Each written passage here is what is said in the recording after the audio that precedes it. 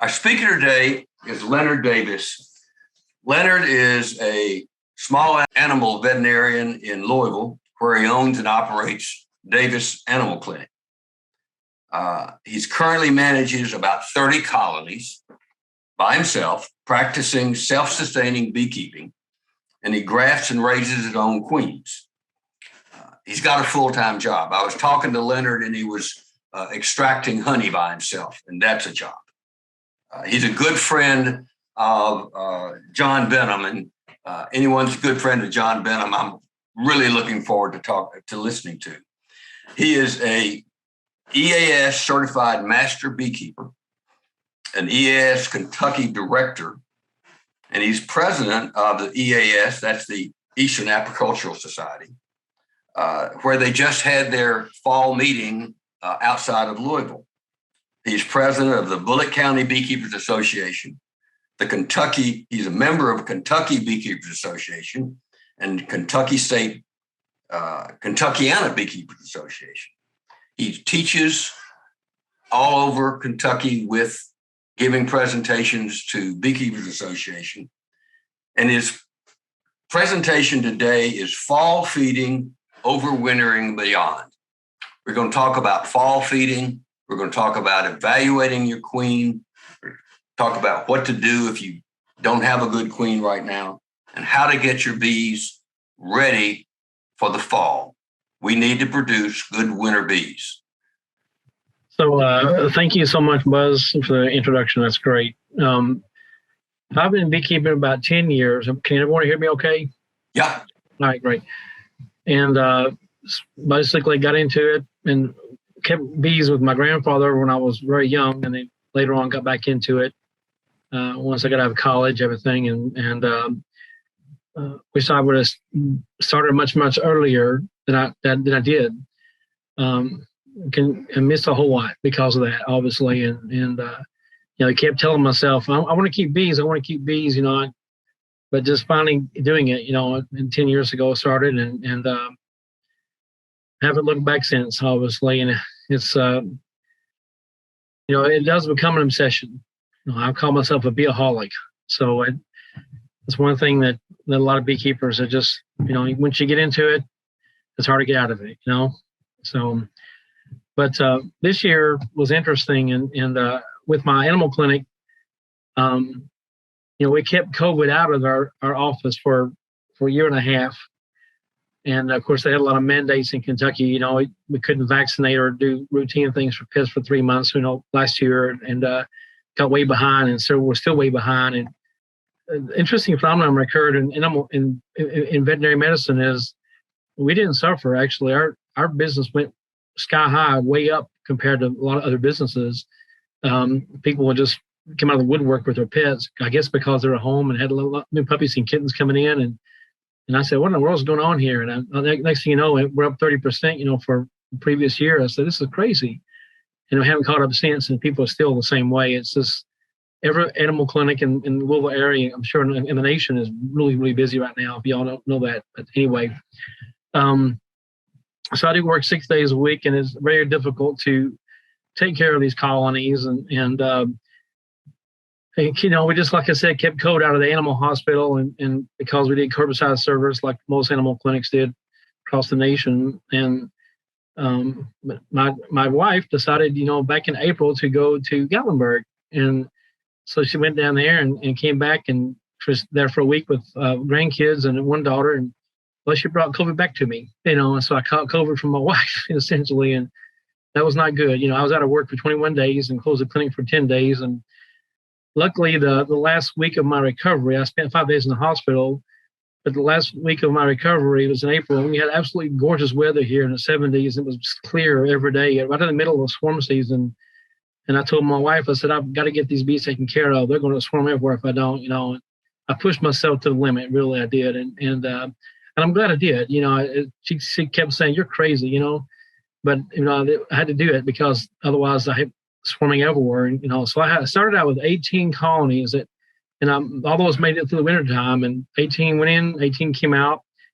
But I had to do something. So I started inspecting each colony. I was finding swarm cells, and yet most of the queens were still there. And I just got lucky, very fortunate at the time. So this is not part of obviously winter feeding, but I want to tell you what I did. I did what I would consider a non-traditional snail grove method on my colonies, and vertical splits essentially. And I did what Joel White does, and I watched a video he put out not too long ago on internet, on YouTube, and how he does it. Generally, when you have a snail grove split essentially, or swarm control method, you put the old queen in the bottom, foundation, maybe one frame, and then everything else goes on top. If you have a double stack, you put your bottom box with the old queen and foundation, and you put a couple of honey supers on there, and you put a snow grow board on there, and in the top boxes, got a couple of queen cells.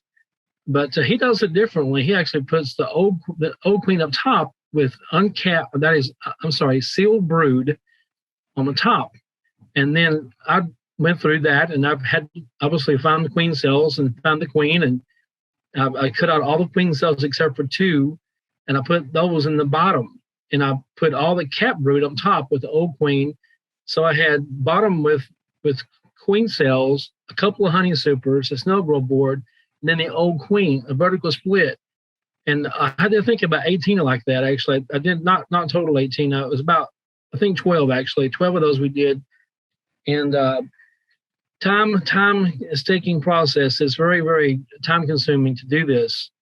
But it kind of looks like this basically. And those that don't know, I'm sure everybody knows what a snow grow board is, and I'll show you if you don't know what it is. But so this bottom box would have 2 queen cells, the best ones I could find. You got to shake every frame off to find it. Cut everything out except for 2 queen cells. I put 2 honey supers on. This box here actually is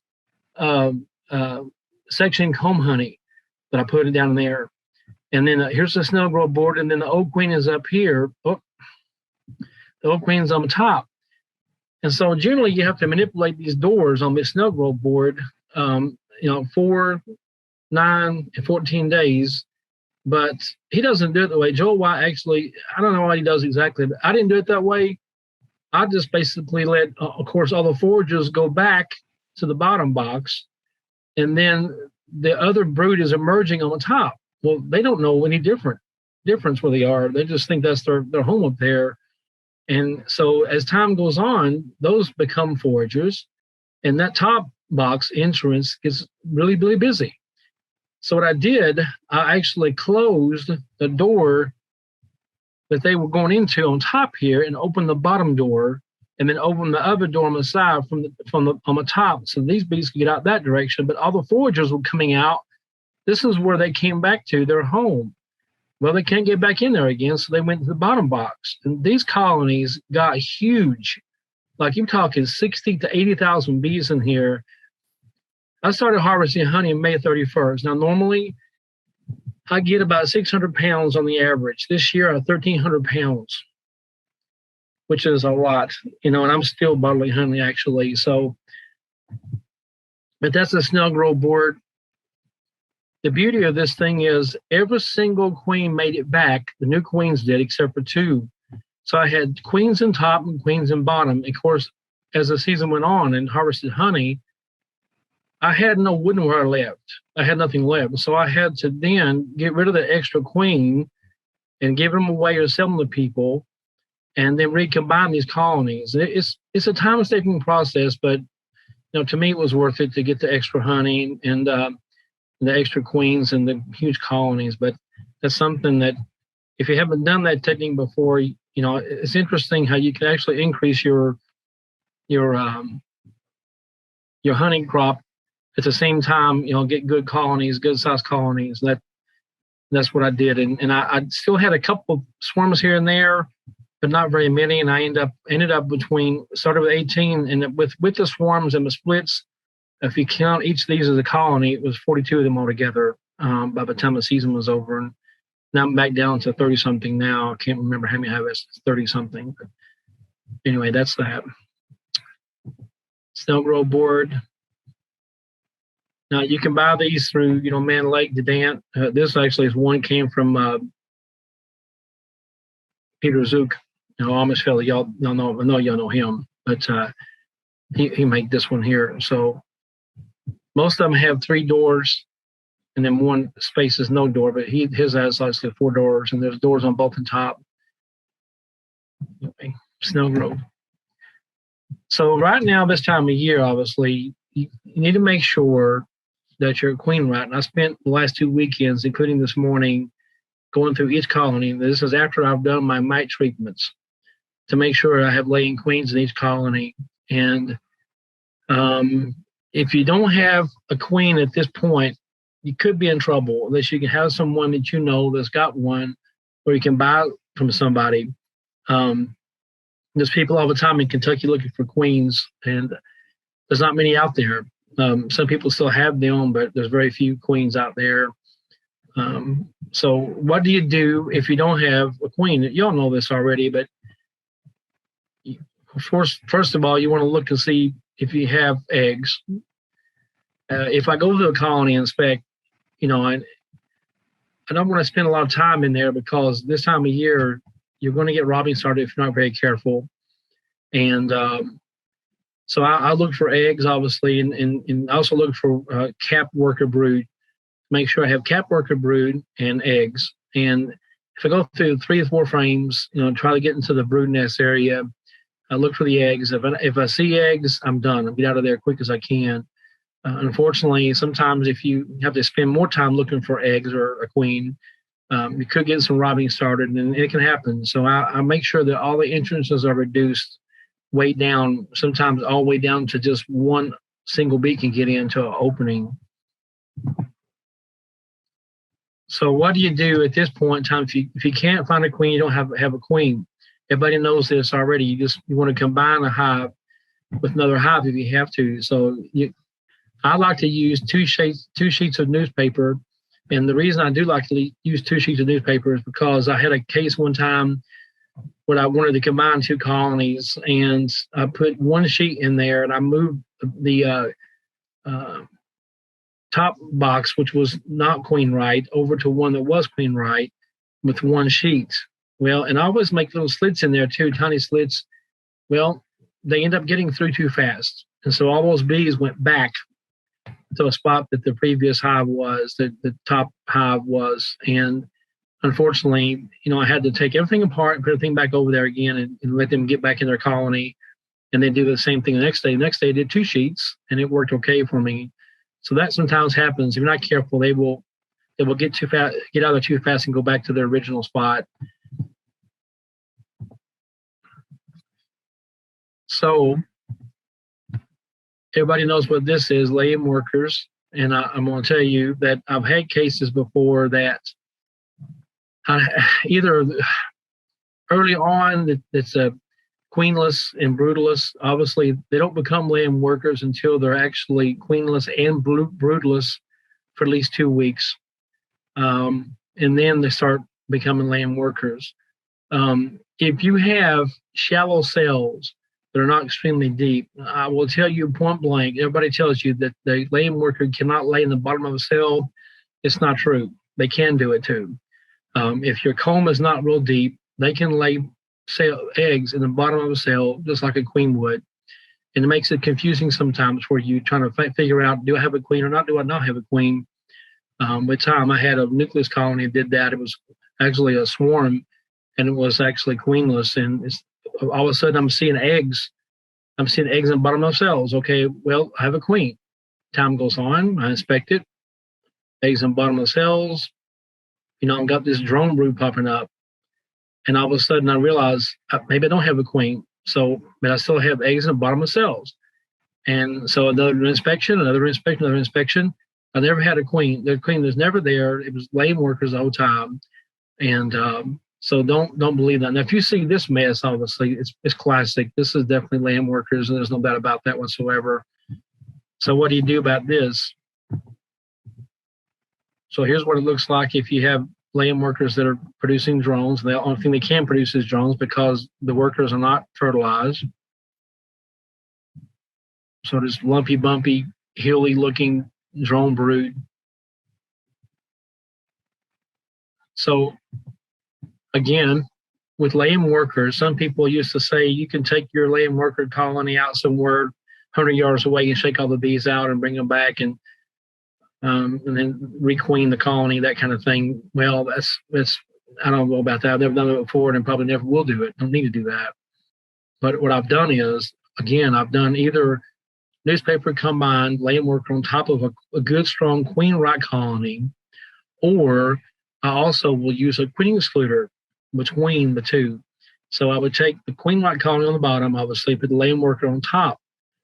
And this can be done any time during the year, not just this time of year, obviously, if you have a laying worker situation, because you well know that when you try to introduce a queen to a laying worker colony, they're going to kill her because they're hopelessly queenless, meaning because they have pheromones being produced, they think they have a queen, but they don't. And so they kill a queen if you try to introduce a queen to her. I've done a couple of things actually with this. I've actually added eggs and larvae frames from another colony to a laying worker colony about every 2 weeks.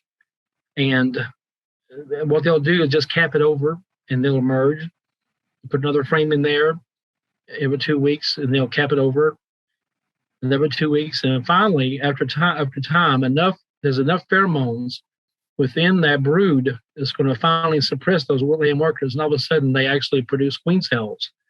And that happens sometimes. You'll see that happen. It's a long process, but it does work. Can be done. It's something you can do if you want to do it that way. You can continue doing that. And what I've also done is actually I've done that until they do make a queen cell, but I don't want them to have that queen because that queen is not going to be a high quality queen by any means. And so what I will do oftentimes when they start making a queen, then I'll get a queen someplace and put her in there. So they'll usually accept her like that. That's one way you can do it.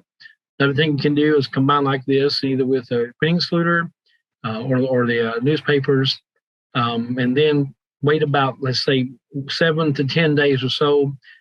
The good queen right workers downstairs will come up and they'll kill the actual workers that are laying workers on top. And then you can go ahead after about, let's say, 10 days or so and split this thing off and take it someplace else. You're going to have a lot of workers from the bottom up there and then requeen that top colony. That's one way of doing it. Another way to do is what I've done also is with laying workers. I found a laying worker colony back in the spring, I think 2 years ago. And so I just took, this actually came from, I got it from Jamie Ellis from University of Florida. And I'd take the 10 frames of laying worker. I'd take 5 of the frames out that don't have much on it at all. I usually push over the 5 frames to one side of the box. And I like to leave a frame of honey in the middle. In other words, you'll have 5 frames on one side with a frame of honey at the edge of that 5 frames, and then take a good, strong queen right nucleus colony and put the whole colony inside of the other half of that 10 frame. And that's a good way to actually fix a laying worker colony also. That's why it's important to have nucleus colonies around, resource hive, essentially. You can have this and nucleus colonies around that you can fix a laying worker situation, among other things, obviously. And it does work. And that colony ended up producing 2 supers of honey this year. So that it does work. So can I move on? Next thing is I'm going to talk about small hive beetles. And everybody knows about these. So they first discovered in the United States in 96. Most strong colonies will take care of these, keep them in check. I had someone post on Facebook this morning. They use an entrance feeder, a Boardman feeder, and he said that I've got all these wax moth larvae attacking my entrance feeder here. No, it's not wax moth larvae. It's small hive beetle larvae, and so they're not really attacking your entrance feeder. That's not what happened. I said you might want to go inside and check, your colony and see what happened, because he didn't do an inspection inside, obviously. And I said there's a good chance that your colony is overrun by small hive beetles and slimed out, because it was a mess, in the front of the colony. And he was thinking that the Boardman feeder caused the wax moth larvae, to invade, but that's obviously not what happened. But anyway, So I've had this happen before. That if the colony goes queenless or gets weakened, they can take over. And I've had this before. Packages doing well. I don't buy packages anymore. I don't do that. That's years and years ago. But they'll, if it go queenless, even though you think they're doing well, you got to check them on a constant basis. And it doesn't take long at all. And they'll just slime that colony out, and it's just a mess. So I noticed this year too, and everybody knows this already. I have a few colonies that are kind of deeper into underneath the trees in my backyard. So I noticed that those colonies, there's a couple of nukes and two very strong colonies back there, and they're just slightly underneath the trees than the rest of the hives are. Well, they have more small hive beetles, and I can tell you that, as everybody knows, your colonies need to be out in the direct sunshine if you can do that. If you have the ability to do that, you need to have your colonies in bright sunshine, even though it's not always the easiest to inspect them in the middle of summertime because it gets very hot, but they do so much better. And anyway, I did a lot of beetle squishing, and that's another thing that might be controversial too. Everybody likes to squish beetles. It's just, it's relieving to do that. Everybody loves to squish beetles. But I've been told recently by one of the other master beekeepers that Jennifer Berry at University of Georgia has been suggesting not to do that, because you may be spreading disease if you do that. Because if you squish the beetles, the bees are going to clean that mess up, and oftentimes they can infect with organisms. I asked the other fellow, I said, is there scientific proof for that? He said, well, I don't know. I don't think there is, but that's what Jennifer Berry is recommending not to doing. So I take it from her, So I talked to John Benham about it too, and he was talking about not squishing beetles also. So I don't know if everybody likes to squish beetles or not, but it's relieving to squish a beetle because they're just nasty creatures. This is what it looks like if you hadn't had that experience before, taking over your colony. So some things you can do with this: small hive beetle controls, maintain a strong colony. I did take, at that point, I really hadn't had problems with small hive beetles. I had about 3 or 4 years ago, I had a problem with them. But by the way, the colonies in the sunshine that I have in my yard, they don't have small hive beetles. Just a couple here and there, nothing like the ones in the shade. That's why I'm saying bring your colonies out in the sunshine. It's a big difference. But I squished a lot of beetles, unfortunately, and I'm still squishing beetles probably from time to time. But I added the beetle traps in there, and I went back into the same colony, looked at it again, and I didn't see any beetles hardly. Well, the beetle traps are full of dead small hive beetles, which is great. So they do work. You can put salt under the hive. People do that sometimes. It's a lot of work. Diatomaceous earth. The salt basically dehydrates the larva. The weak portion of this creature is the larva, as it has to fall to the ground to pupate. But you put salt under the hive, of course, it's going to kill your grass.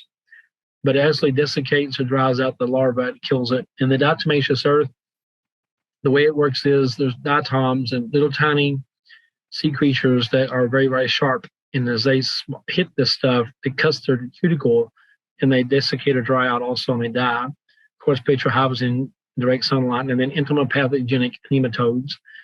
I don't know exactly how well those work. I know that Tammy Potter at Say Apiarist had been doing some research on that a few years ago. Small hive beetle traps, also called beetle blasters. A couple of things about this is when you do use them, I always fill these up only about 1/4 of a way with, I use mineral oil, but you can use, cooking oil, canola oil, whatever you want to use on that. But only about 1/4 of an inch. Don't overfill them. I always take these out when I do my hive inspections.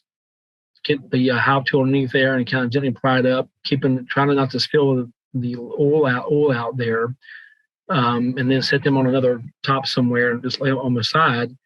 Then the oil does not come out. Also, make sure that if you have the habit of tilting your hive for whatever reason, be mindful that those beetle traps will pour that oil out into your hive, and And if it touches your bees, it's going to kill them instantly. And unfortunately, I actually ended up killing a queen several years ago like that because I forgot I had the traps in there. And anyway, just be careful with that. A couple more things. Those other ones are disposable. These are kind of reusable. Some people put a little bit of apple cider vinegar in there to help maybe attract the beetles. The bees oftentimes will just corral them down and get them into the openings that fall into the oil. So those Swiffer sheets there, people use those. Sometimes they can stick them in there. I've tried a couple of times that. One thing I noticed was you have to tack them down sometimes, because if you don't tack them down with something like a little flat thumbtack, my bees pull them out. They actually put them all the way through the whole entire double stack all the way through to the entrance and pull them outside, which was crazy looking, but it's amazing how they can do that. And this is a picture of a little beetle gel that the bees make. As they corral, as you all know, they corral the beetles, and they'll make these little walls like this right here. They connect between the frame and the inner cover, and the beetles will be inside this little area here, and you'll see them in there, and they'll see feces in there, and sometimes beetle parts. The bees will corral them. Unfortunately, the beetles actually stimulate the bees, and the bees will feed the beetles.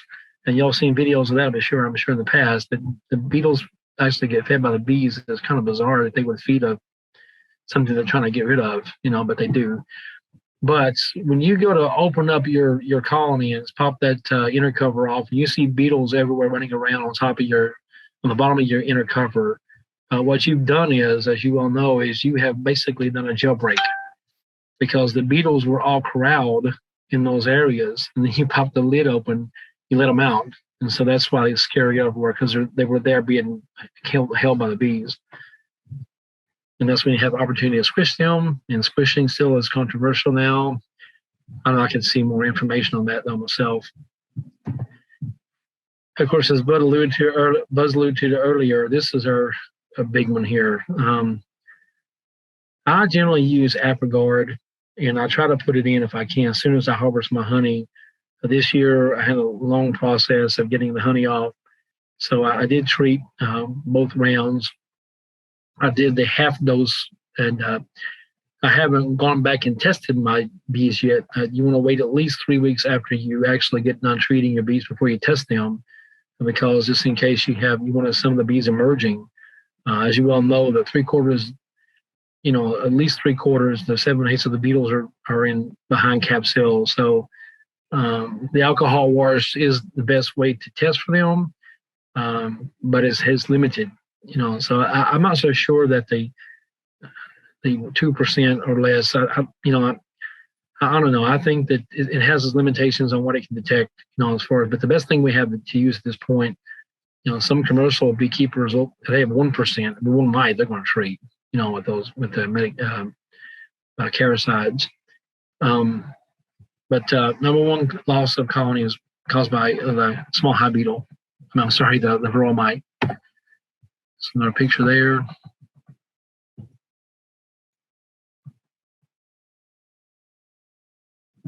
And this one frame is what we would see if we had parasitic mite syndrome. Not a good thing to have.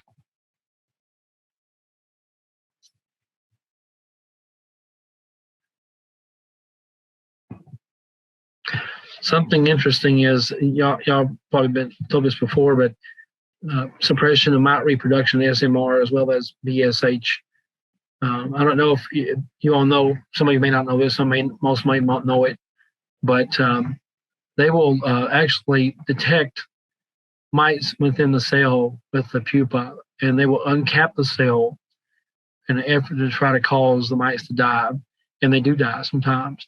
But they'll actually uncap the cell and recap it, uncap it and recap it, uncap it and recap it. You'll see them do that. And oftentimes, if the larva, or pupa that is still alive, they will recap it. But if it's dead or having little major trouble, they'll pull it out. They also, unfortunately, will actually cut the heads or chew the heads off off the pupa also. So Buzz had said earlier about, the Honeybee Health Coalition, and I'm not sure if anybody's ever done this before, but there is part of that is the Varroa Management Decision Tool. And that was put in, I think, about 2 to 3 years ago. They added this to that site. But you can go on to the website. Of course, it's free. And you can do the Varroa Management Decision Tool. And it'll actually click on, and they'll ask you about where you are in the season. Are you on the increase or decrease or peak or dormant, where you are in this type of season that you're in at this point? Do you have honey superzone or not? And then it'll give you the medications that you can use, the proper medications, and how to use them. Every one of those has a listing of all the specifications of when to use it, what temperatures, and how to use it. So, and also there are videos associated with those. The videos need to be updated a little bit because some of those are outdated just a tad. So keep that in mind. But that's a good thing to do. The Varroa Management Decision Tool, part of the Honeybee Health Coalition Varroa management. So, Buzz, can you hear me? Yes, I can. Okay. So where are y'all now down there with the goldenrod? The bees right now are bringing in that bright yellow pollen. I think we're in the middle of it. We are just now getting here, and they're bringing the pollen in, yellow pollen, some white pollen, and even orange pollen. But we're just now getting the really started the edge of the main goldenrod flow. We have a lot of rain up here, and I'm hoping that this year we're going to have a good nectar crop. I don't usually collect fall honey myself. I don't want any more honey right now. I've got too much to deal with right now as it is. But however, some people do collect fall honey, but I'll usually let the bees keep that honey for themselves. So I'm hoping that we're going to get a good amount of fall honey for them this year. So as you all know that different things bloom at different times, and then depending on where you are, as this blooming goes northward, we're just not getting into the blooming. So you're all 3 hours away from here, which does make a huge difference, the amount of flowers and what's happening at this point. So, so that's a decision you have to make. Obviously, is do you collect the fall honey or not? Most people I know around here do not do it because let the bees keep it. So that's something to think about. But that's something if you want a fall crop, if you had a good rainfall, we've had a good rainfall here, you may get a fall, a good crop. And those that have dealt with the goldenrod before know that it does have a really strong odor. And people say it smells like dirty socks, and I don't particularly see that or smell that necessarily. I smell like, I don't know, it does have an odd odor to it, but to me it smells like, hey, this is great because we got some good protein coming in, So I like the smell of that goldenrod. So this time of year, between now and probably the 1st of October to mid-October, we want to get winter bees. And so I would say when you go into inspect your colonies, what are you seeing? Are you seeing a lot of nectar right now coming in from that goldenrod? Are you seeing that nice open nectar? Because they need that open nectar at this point to raise these bees for wintertime. I found that they don't like to uncap honey that much. The analogy I use is the honey that's capped is like your canned green beans inside your closet, as opposed to buying some fresh green beans at the grocery store and cooking them. So that's kind of where I think is 1-to-1 sugar syrup or nectar coming in. Do you need to give 1-to-1 sugar syrup right now? Are you seeing nectar inside the frames? I don't know. Buzz, if you don't mind unmuting again, can you tell me what you are seeing at this point? I'm sorry, what? What are you all seeing now as far as nectar inside your colonies? Are you seeing wet nectar right now at this point, or is it pretty dry down there still, or what's happening down Actually, we're having a fairly good nectar flow right now. there? Good. We're putting sugar water on, and they're not taking some of it right now. All right. And that varies because sometimes, I give sugar water, sometimes I don't. It depends on what's going on out there. They're going to prefer, obviously, that nectar. But we haven't started a big flow here just yet with our goldenrod. And some of my colonies are kind of puny. They need some stimulation and need some wetness. So, I am definitely feeding some sugar Sept right now to try to stimulate them to queen to lay more winter bees. This is critical time right now to get those winter bees. Now, we need to have already treated for mites because that's going to cause a problem if you haven't.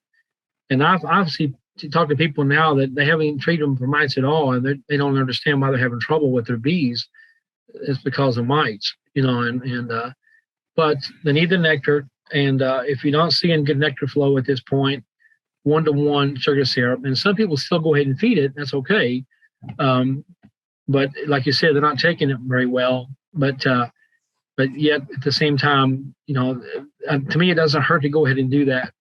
If, at least give them some options here that they can have some food in there.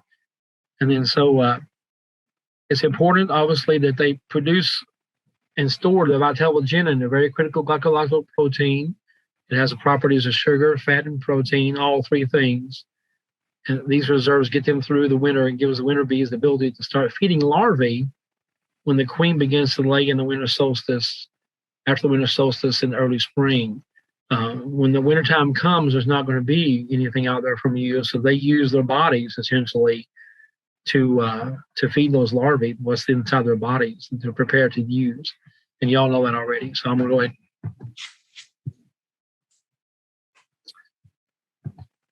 Okay, come springtime, what you don't want to see is this right here. I've had people call me and say, hey, can you come check my bee out? I think all my bees are dead.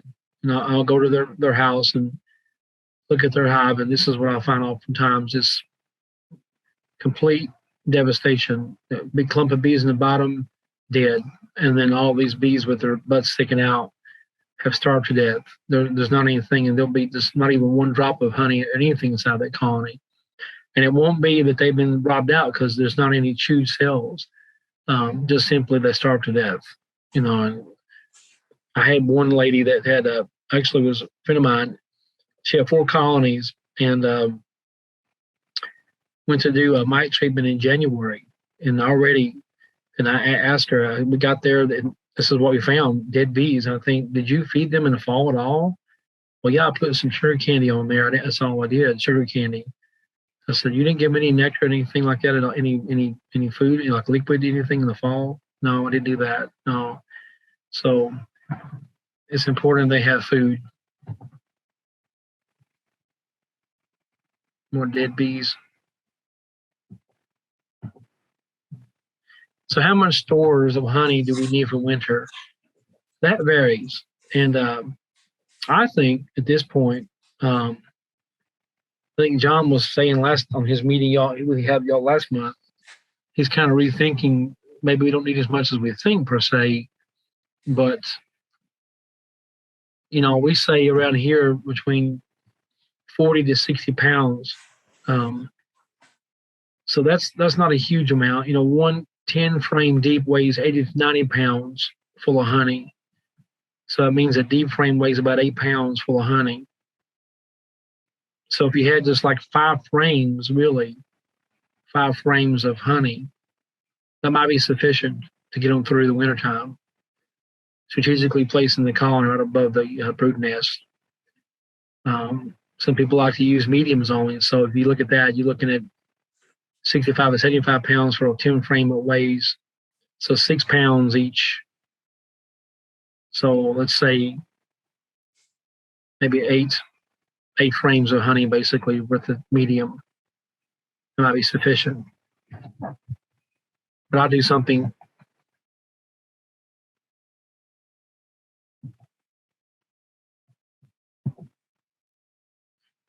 Okay.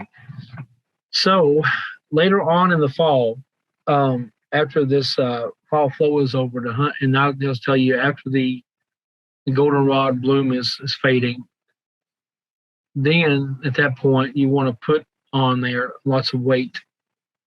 And what I do is a 2-to-1 sugar syrup. This everybody knows this already, but 2-to-1 sugar syrup, 2 parts sugar, 1 part water. And if you do 6 quarts of water and 25 pounds of sugar, that's pretty close, because you think about how much water weighs. It's based on weight. If you double it up, but the 6 quarts is 1.5 gallons, right? So that's times 8 pounds. It's about 12 pounds. So if you 2-to-1, then is 25 pounds of sugar and approximately 12 pounds of water, which is 6 quarts. And so I make it up actually in 5-gallon bucket, and I'll boil the water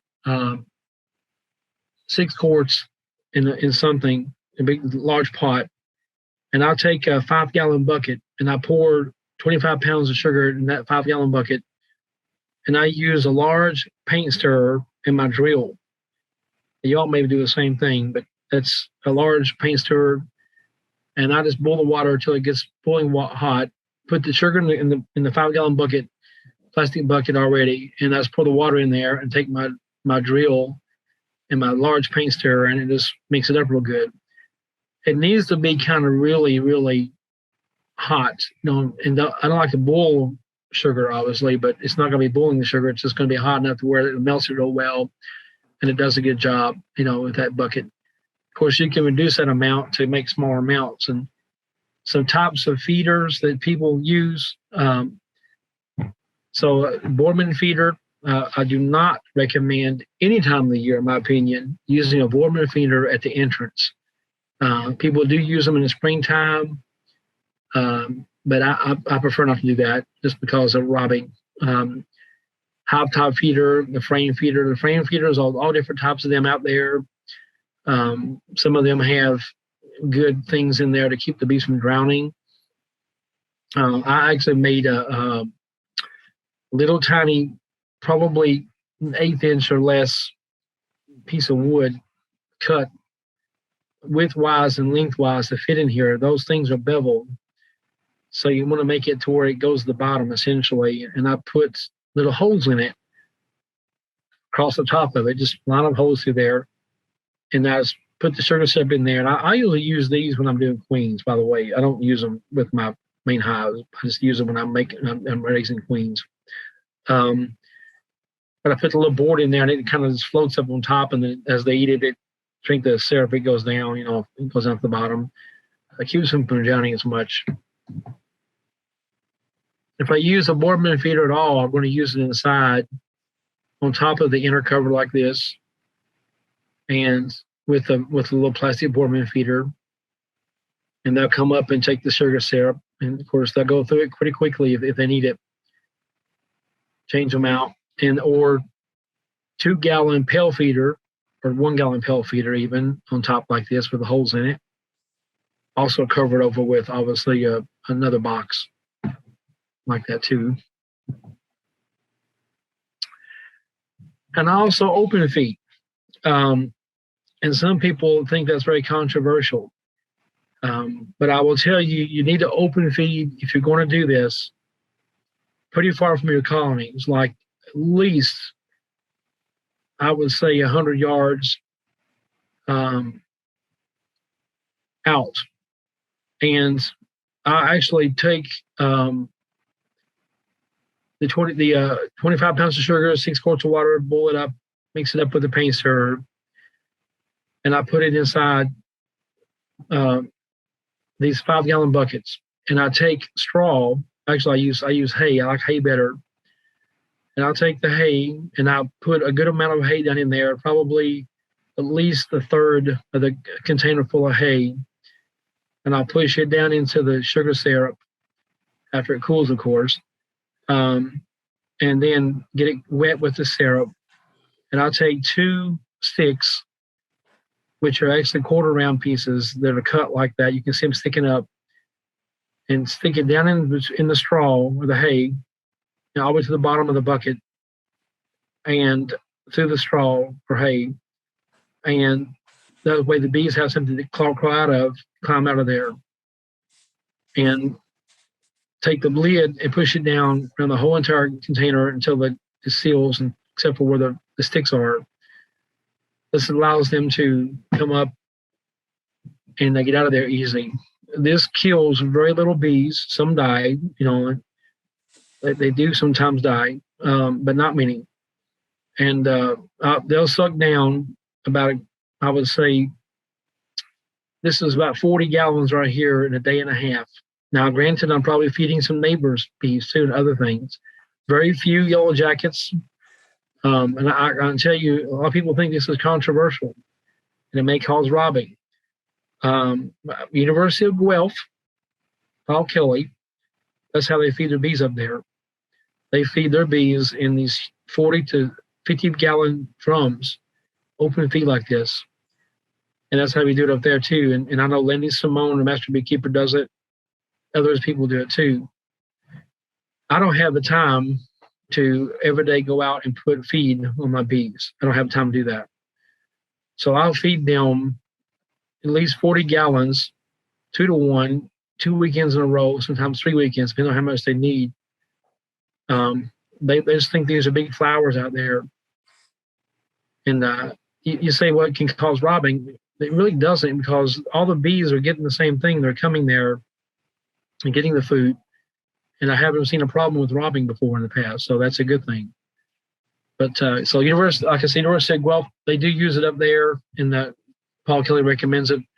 Others do not. It depends on what your personal preference. Now, you won't be able to do this close to your colonies. If you don't have the property, you don't want to do this. You have to have them pretty far out, so that way they don't associate, this what they're getting with their colonies.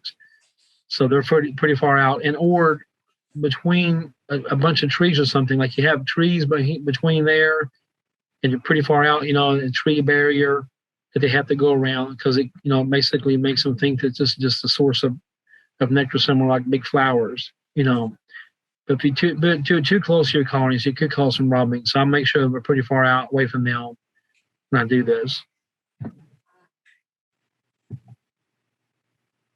Let's see if they get in there.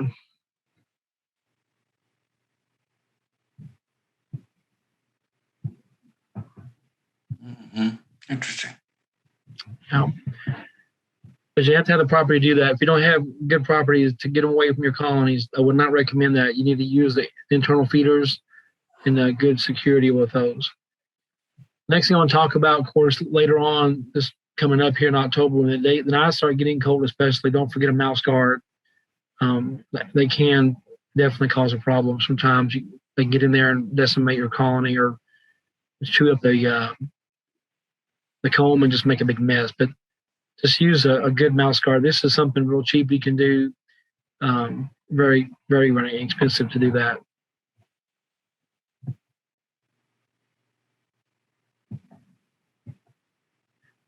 Now, winter feeding. So what I do is this. With winter feeding, I feed them sugar cake, whether or not they need it or not. I put it on there. I don't think it hurts to do that. And I do it because I just want to make sure that they have plenty of food through wintertime. And I make up the sugar cake, and there's different ways you can do this. But this one is pretty easy to do. I use 10 pounds of sugar with 15 ounces of water. I mean, you're going to bring the water to a boil, and then put your sugar in there a little bit at a time until it dissolves, and it's going to finally get so thick you can't hardly stir it. You need a good, strong, hard plastic spoon, maybe really rigid, not something that will break on you, or a very good, strong wooden spoon, because it gets thick and it's hard to manipulate it. So I use a 9 by 11 pan, or I use like that, and also use a heavy duty aluminum 9-inch pie pan and parchment paper.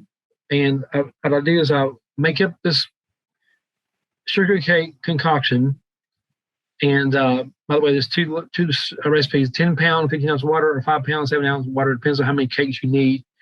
I need a lot, so I make these up. And then once I get them, I basically put the parchment paper down inside the pan, cut it to where it fits it pretty well, kind of sticking out on the edges a little bit. And I bake them for 50 minutes at 200 degrees Fahrenheit in the oven, about three or four at a time. Actually, I got 2 levels, so I do it 4 at a time. I bake them and then let them cool down, and then you can get them out. This is what they look like. It hardens pretty well. Just enough of a heat to kind of melt the sugar so it sticks together real well. And I remove the paper before I put them in the colony. I usually just take it out there with me, and I just remove them as I put them in. They can be a little brittle at first, so it's got to be careful with them. They harden as time goes on, actually. So this is what it looks like. They will actually eat the sugar cake before they will honey. As you can see, they like it. And this is something that I also have on this, a shim. I make these up myself. These little shims. It's a 1x2 shim. I use the same shim when I'm doing apricot. I use a shim on there. And this is another recipe, the hard sugar blocks. A little bit more difficult to do, but doable also. And this is a 1 pint of water, 6 pounds of sugar, 6 teaspoons of honeybee healthy. And then this is this is a recipe from a beekeeper here in Kentucky named Kevin Hale. And that's how he makes his sugar cake. But he actually uses the 2 7x7 by 1x2 cake pans, or 2 9-inch 2 pie pans. Heat the water to a boil. Add honeybee healthy and sugar and mix. Heat to 245 degrees, mixing occasionally. Remove the heat and let it cool to 190. Stir it quickly and pour in the pans. Let it harden. I mean, this stuff hardens real quick. I don't like to do this because it's a little more complicated than what I do, and it's kind of harder. Plus, you got a really, really hot, very, very, very hot sugar syrup. And if you get on you, it's going to burn you real bad. So I don't use that recipe, but that's something that people like to do sometimes. By the way, on my sugar cakes, I do, and I will tell you at the end of this lecture, I do something also. I'm going to tell you about that at the end of the lecture about the sugar cakes and something else I do. All right, there's shim. So the shim, I think I have on down inside of here, I think the dimensions of this thing, exactly how to make them. I make those up myself. You can buy that lumber at Home Depot or Lowe's. Try to get the straightest possible materials you can. Shims are important. I use the shim for a number of things.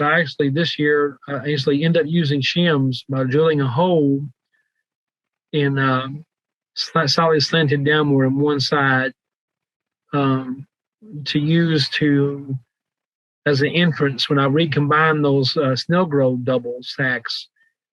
I use the shim like this because obviously you got to get the bees. They're still used to going into one opening on top. So I did that so they could still have the opening on top.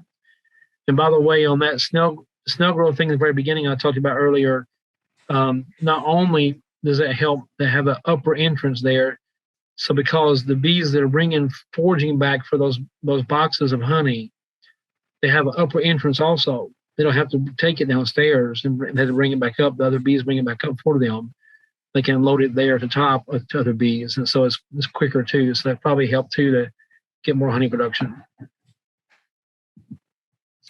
Candy boards, I don't use those, but that's something that people do make up, sometimes. And then fondant, I think John last month he gave a recipe for fondant, how to make it. That one also is probably it's a little bit, so it can be difficult to make also. The temperatures have got to be just right with the candy thermometer. It's very important you have one of those just right. And it can be, I've had people try to make it before and it doesn't always turn out like you need it to. And I know somebody here in Kentucky that buys it in bulk. They buy it from someplace, like a huge crate of it, and she sells it. Dorothy Morgan, actually, she's a president of the Kentucky Queen Beer Association. She buys a huge amount of this every year and sells it at cost. But you can buy like a huge pallet of this stuff. It's really expensive when you buy it like that, but people buy from her, so she doesn't lose anything. She just helps people out. But you can buy fondant already pre-made. This is something I do right here every year. I call it a quilt box. It's not really a Vivaldi board, but the quilt box.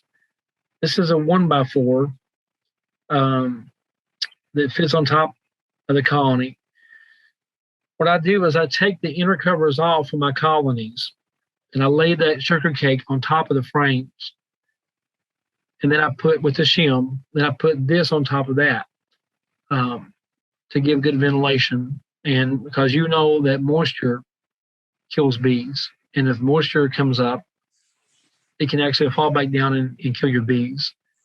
I have found that using these, the moisture will come through these wood chips, accumulate on the top cover, and then drip back down and get onto the center of this right here.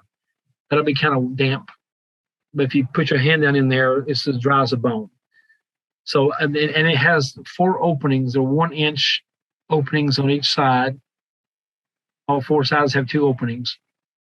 They're drilled in a way that's slanted upwards, so that way if it does rain, it can't get down inside there. I cover each of these holes with regular screen wire, plus what is inside the basket, which is number 8 hardware cloth. And this is in the basket itself, which is number 8 hardware cloth, is burlap, 2 layers usually, and then that filling is just cedar chips, dog bedding from Walmart, and I use that. I use every single colony gets one of these. I make those myself. And then also the nucleus colonies also get those too. So I've had really good success overwintering. I don't know what it is, if it's my getting the plenty of nutrition, treating for mites, the sugar cake, and then moisture control, all the above, I guess. And it seems like I do quite well. I don't know what I'm doing right, but something's working for me. I don't know. So quilt box, and there's what it looks like. You have 2 little braces on the bottom, and the reason I put those braces on the bottom is because the hardware cloth tends to sag down. Just keeps them. Oh man, what happened here?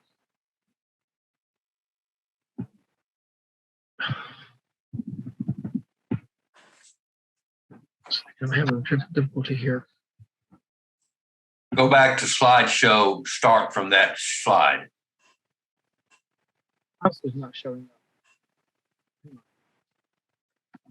Okay, here we go. Weird.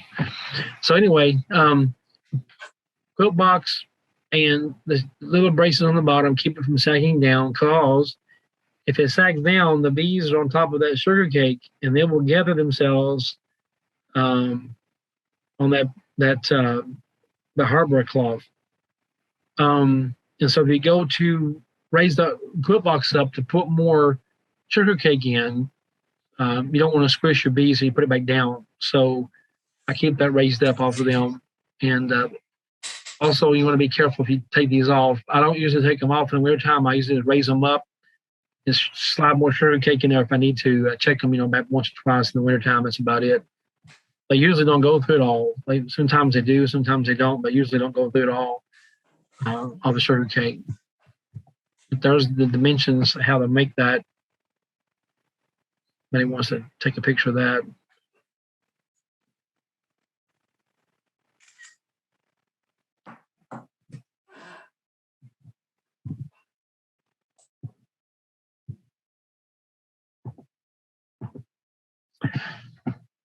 So then, let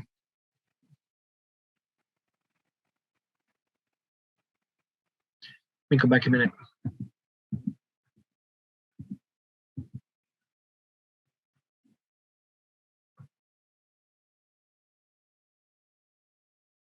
All right. All right. So then, the next thing I do after I get them all put to bed like that, and they're in bed for the winter, I do my oxalic acid vaporization treatments. There's different types of obviously vaporizers out there. I have this top one here, which is actually made by Kelly's, now Man Lake. It's timed. It's got a little timer on it. I just wheel out a marine battery on a dolly out to the apiary out there and use it. I don't use that anymore. I use a Pro Vape 120 now, but that's what I used to use right there early on. You just got to make sure that little tray is cleaned out each time, and you want to wear a mask. Or some people, you're kind of, if you go by law, you need to wear a mask. You need to wear eye goggles and everything you need for this. And go by law. Some people don't do that. They simply stay upwind of this thing. But this time one is okay because the other ones you got a time too with a timer of some sort, stopwatch or whatever, cell phone to do that. I saw someone ask a question. I think it was last year. One of the guys I saw you on your videos. What do you do with the entrance when you stick this in? Oh, by the way, this one is kind of thick, and some of the actual bottom boards in first brood box, the space wasn't big enough. The entrance wasn't big enough to get in there with it. So I had some of mine like that. I had to basically pry up on each side to get, in other words, break the seal between the brood box and the bottom board to get this inside. But since that changed, Kelly's hives changed even before Man Lake took over, so that would go in properly into that area. And what I would do to seal the sides beside the wand itself, I just took a couple of wet washcloths. I just took some washcloths and white washcloths and wetted them down and rolled them up like in a tube, stuck them in there. And by wetting them down, they kind of have they're more apt to stay in place and not just fall out. That's what I usually did with those. Of course, this on the right is outdated because that was actually Brushy Mountain Farm. They're the ones that originally got the permission to use this product for bees, and they went out of business. But there's another company now that's got it. I don't know who it is, but that y'all may know it already. I don't know. I generally purchase Florida Laboratories oxalic acid is what I use. A bag like that is very cheap compared to what the other stuff costs, and it lasts forever. But that's just me. So, but by law, you're supposed to use, your one that's made and approved for pets. Bees. So this is what it looks like here. Those that haven't had this, I know most of you probably done this already, but so that bees are trying to get in. It was a kind of a warm day that day in the early morning. Trying to get back inside there. I use this now. It saves me about, I would say at least 2 hours time, maybe longer. It's much, much quicker.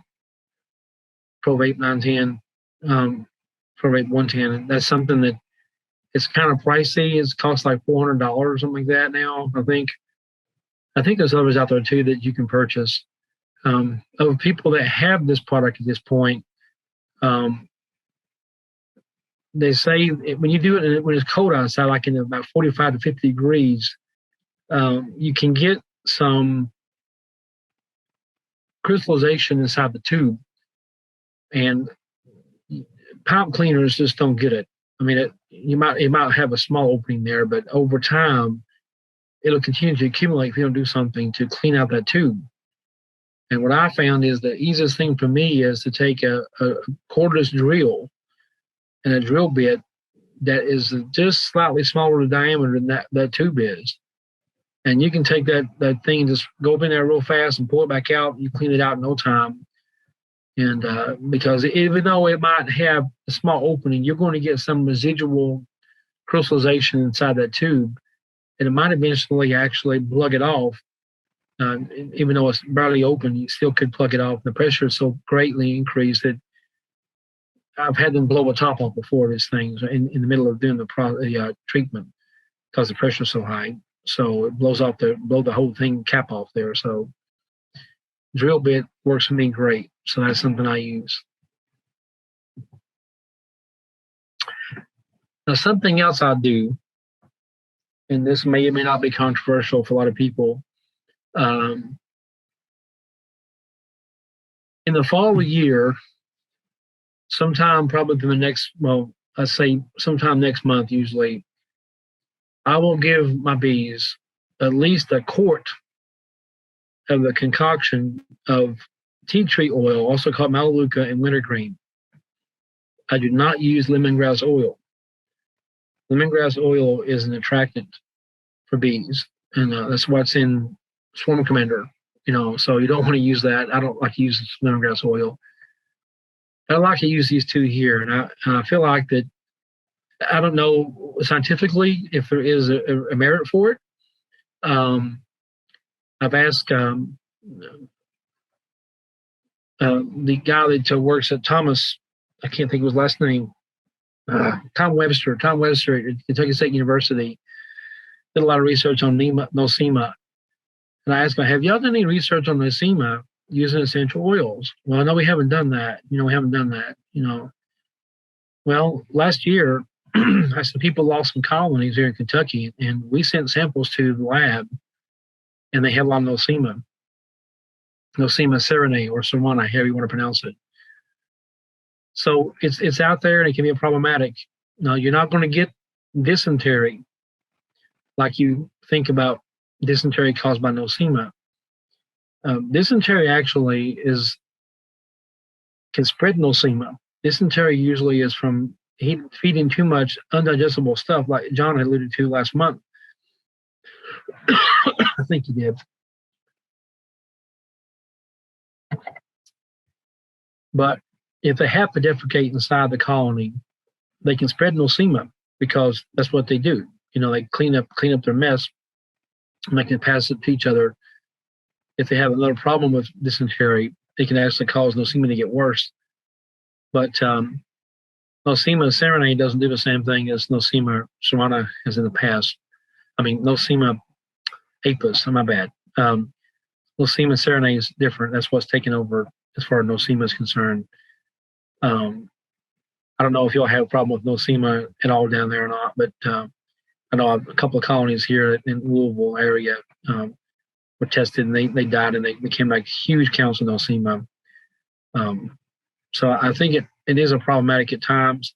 I don't know by itself. It may be a combination of things that make it bad. But Melaleuca actually is kind of an antifungal. Tea tree oil is, and here's what I do with it. I take a base mix of an emulsion made of 8 ounces of water. I use 1 teaspoon of a tea tree oil called Melaleuca, half a teaspoon of wintergreen oil. These are food grade products, not something used for aromatics. It's food grade products. They're emulsified in a blender, like about 15 minutes of blending on low speed. You want to use a glass blender, not plastic, something just a cheap glass blender, because it will scar the plastic.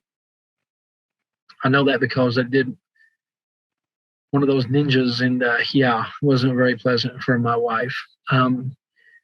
So just get you a cheap blender if you want to do this, and then emulsify 8 ounces of water and those teaspoon of tea tree oil and a half teaspoon wintergreen oil. Make this emulsive mixture, emulsion, and then add water to it to make 1 quart. And then I give each hive 1 to 2 quarts of a 2-to-1 sugar syrup with 1 ounce or 30 cc's of tea tree oil wintergreen emulsion or mixture. I do this in late summer. I mean, sometimes in spring. I didn't do it this past spring, but I did it in the fall, late summer, early fall last year on those. Every single colony got at least a quart. I don't know how much it does. It makes me feel better. But anyway, that's what I do. But I also add that too when I make my sugar cakes. I put about a tablespoon roughly in those sugar cakes also. So that's it. Now I got a video for you here. I don't know how this is going to come over or not.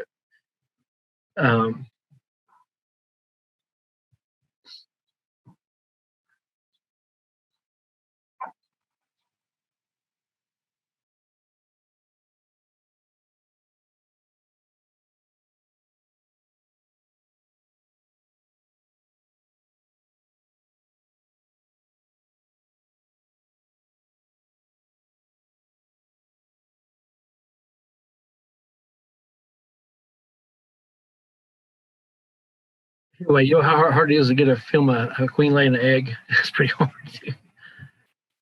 But tell me why to get that one. So here's my information. If anybody has any questions or anything, or want to email me, I'd be glad to answer anything. Leonard, I've got a couple of questions, and then I'd like to open it up that anyone who has a question, go ahead and ask it. You just answered the one whether you put anything in your sugar cake, any nutrients. You are APHIS certified as a veterinarian. Yes, I'm Could you explain what that means?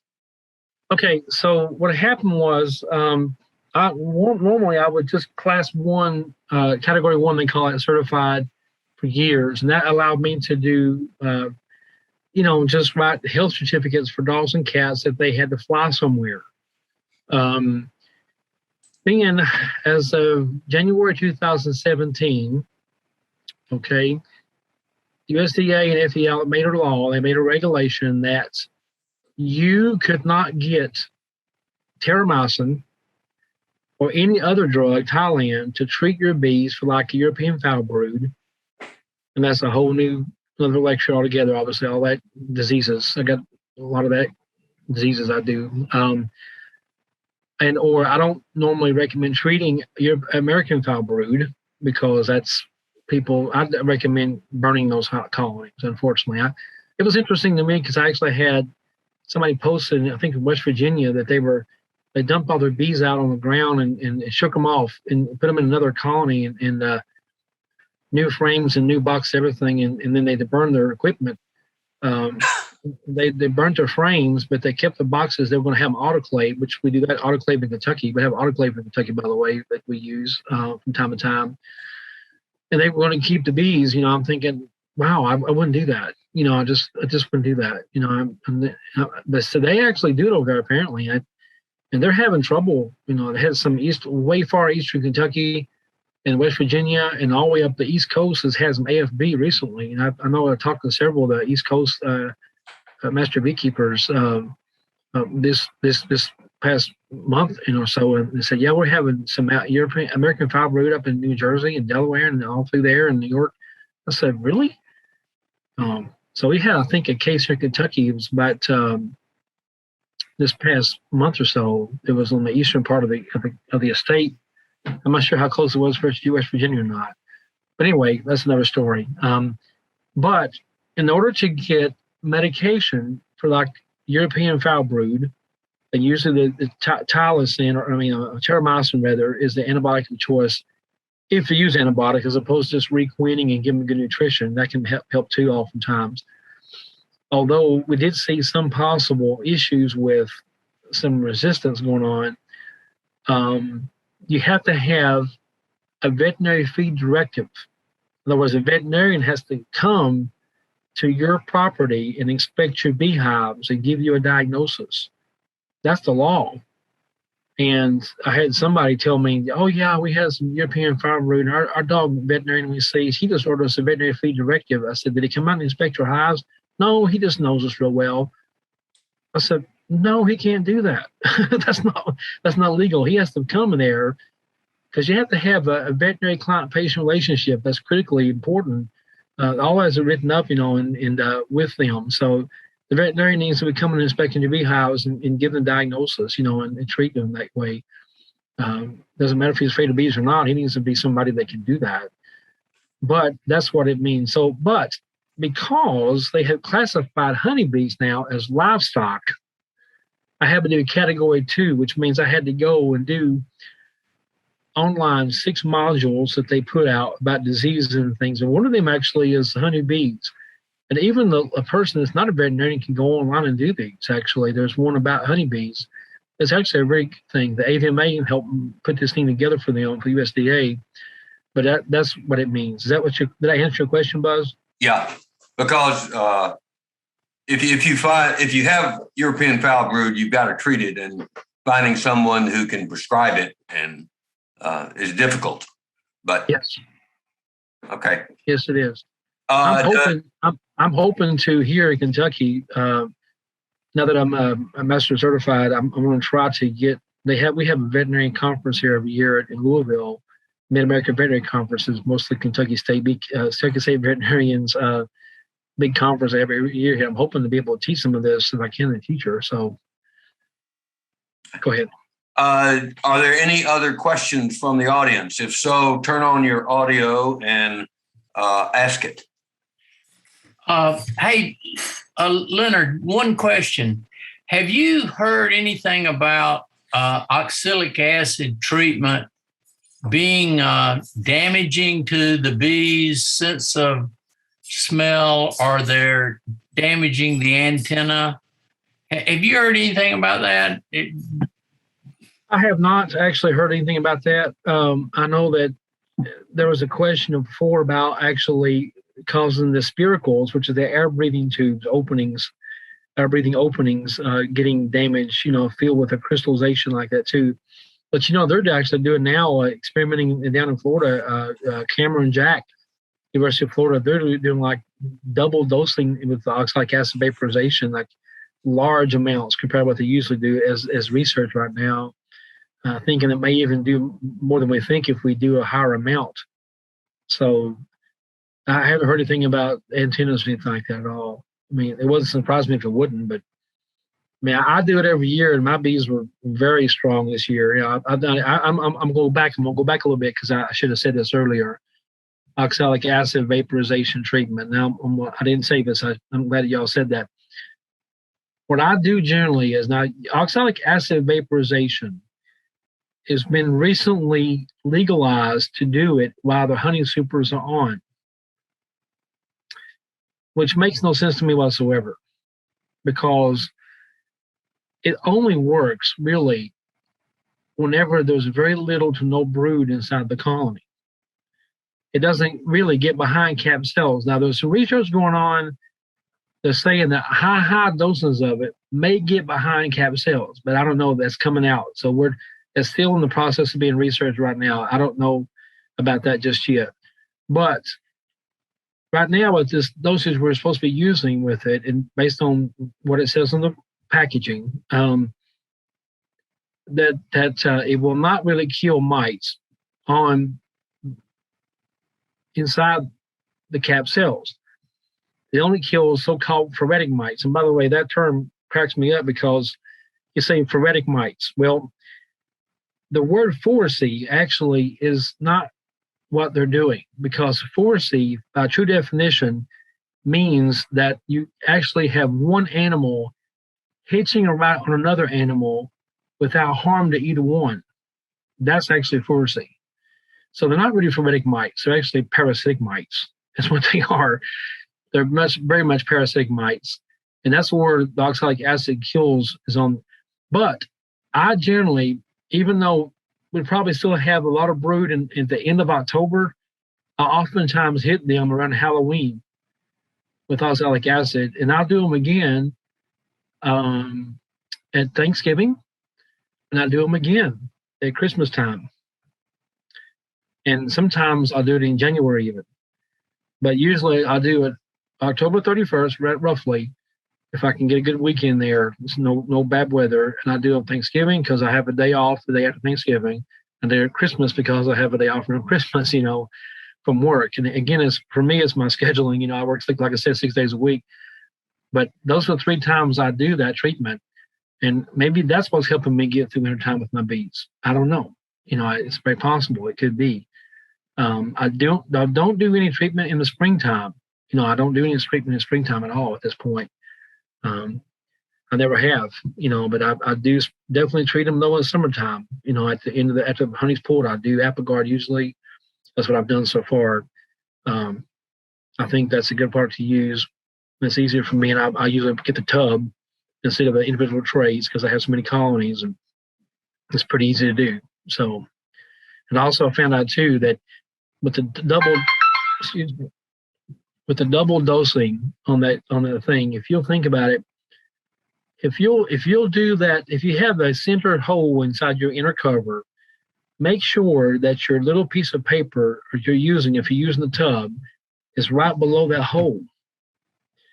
Because what you can do is go back with your syringe in the tub, if you use the tub, and squeeze it on top of that paper, kind of just smoke the bees a little bit off the paper, blow on them even off the paper, and then squeeze it on the paper. This way you won't have to actually raise up the inner cover at all.